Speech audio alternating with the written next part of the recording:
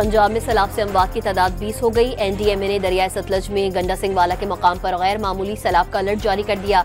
दरियाए चनाब के रेले चनियोर की जाने बढ़ने लगे। 100 से ज्यादा देहात ज़ेर-ए-आब।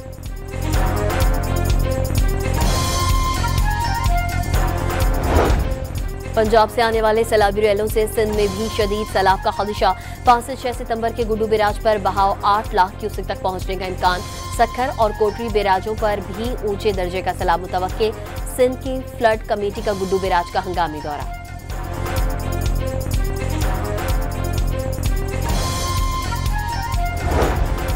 वज़ीर आज़म शहबाज शरीफ से ईरानी सदर मसूद पज़ेशियान का टेलीफोनिक राबता। सैलाब से जानी नुकसानात पर दिली ताज़ियत का इजहार।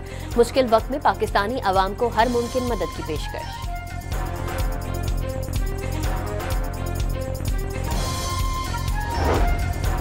फील्ड मार्शल आसिम मुनीर का पंजाब के सैलाबज़दा इलाकों का दौरा। दरबार साहब करतारपुर का फ़ज़ाई जायजा भी लिया।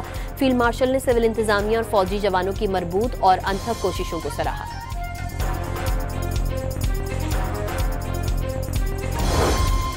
और 6 मुल्की सीरीज में पाकिस्तान और अफगानिस्तान मध्य मुकाबिल ग्रीन शर्ट्स की टॉस जीतकर बैटिंग।